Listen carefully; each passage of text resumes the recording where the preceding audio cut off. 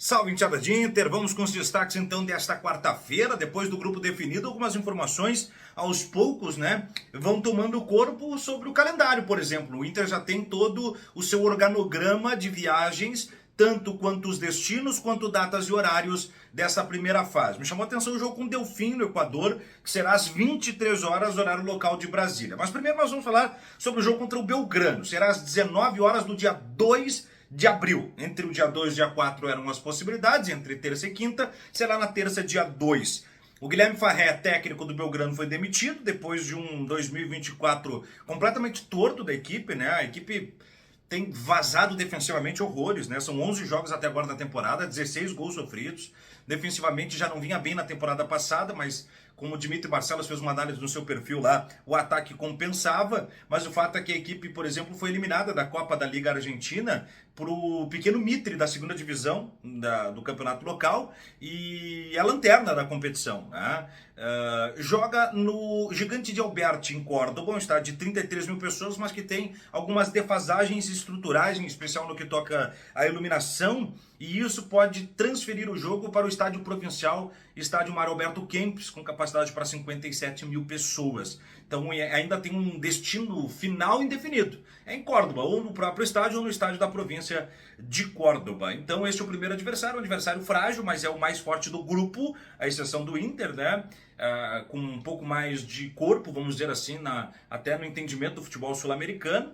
E o Inter, que deve promover nesse jogo a estreia do Bernabéu, que está sendo apresentado na tarde desta quarta-feira em Porto Alegre, o Bernabéu, né, que a gente teve registro aí de uma infância muito difícil, uma infância quase no nível da miserabilidade, superou pelo futebol e agora chega nos pontos auges da sua carreira. Ele vai jogar então muito provavelmente como titular para poupar o René, para ver o Bernabéu jogar, e porque não pode jogar o Campeonato Gaúcho, o Inter deve manter esse jogo entre finais do Gauchão, se classificar diante do Juventude, é o que a gente espera. O outro que deve estar em campo é o Borré, assim como o Fernando e o Thiago Maia, jogadores que não estão à disposição para os jogos do Regional.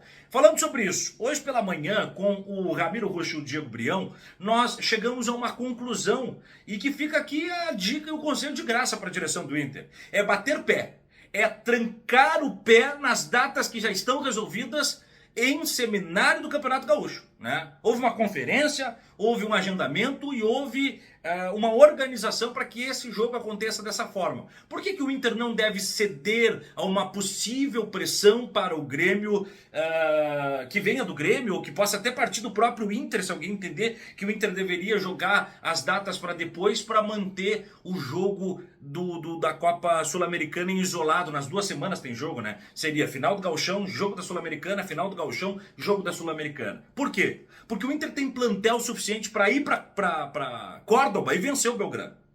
Tem plantel suficiente para botar time titular e vencer o Grêmio ou o Caxias. Quem tem problema é o Grêmio para mandar reservas lá para o jogo do The Strongest na altitude da Bolívia. Então o Inter não pode entortar o seu calendário, que daqui a pouco aperta o calo ali na frente de uma Copa do Brasil, outros jogos da Sul-Americana ou brasileiro, por conta de uma premissa que favorece o Grêmio. Aí o Grêmio que lute, se vai mandar reserva para a Bolívia, se vai mandar titular para a Bolívia e vai botar reserva no campeonato. Eu tenho uma tese, não sei qual é a sua ideia. Eu acho que se o Inter mantiver as datas como a gente está sugerindo, o Grêmio vai mandar reservas para a final do Campeonato Gaúcho e vai alegar que está boicotando o Gauchão. O Gauchão tá brincado com o Luciano Oxman, que ficou bravo porque o Grêmio não recebeu medalha da Recopa Gaúcha. O Gauchão que tem prejudicado o Grêmio com a arbitragem.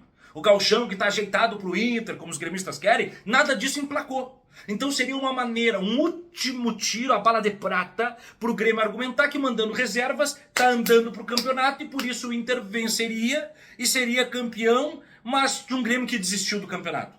Seria uma forma do Grêmio atenuar uma iminente derrota e perda de título para o Inter, focando na Libertadores. Eu vejo que isso é bem possível. Acho pouco provável que o Grêmio mandasse reservas para lá para manter titulares para o Grenal. Diferente do Inter, que pode mandar reservas para lá e ganhar.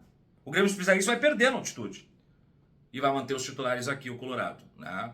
Bom, falando nisso, a gente falou de lista de dispensas, acabou que o Depena e o Gabriel ficaram treinando separados, os demais vazaram, mas tinha alguém que ainda estava perdido ali no bolo doido, né? É o Peglo. O João Pedro agora foi, de fato, desligado do Inter, contrato rescindido.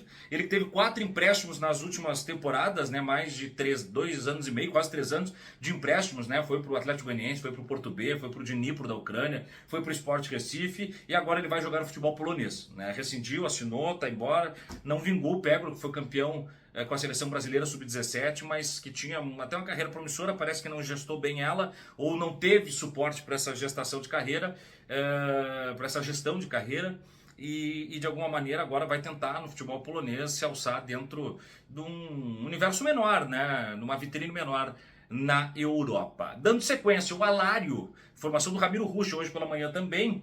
O Alário, ele passou por um tratamento no joelho, não vai passar por artroscopia. Ele fez um tratamento que a gente chama de infiltração, mas é um tratamento paliativo básico com alguns procedimentos de raspagem, que é mais simples, né? Que evita a artroscopia, evita um procedimento mais invasivo e que só que obriga o jogador a não ter impacto por uma semana.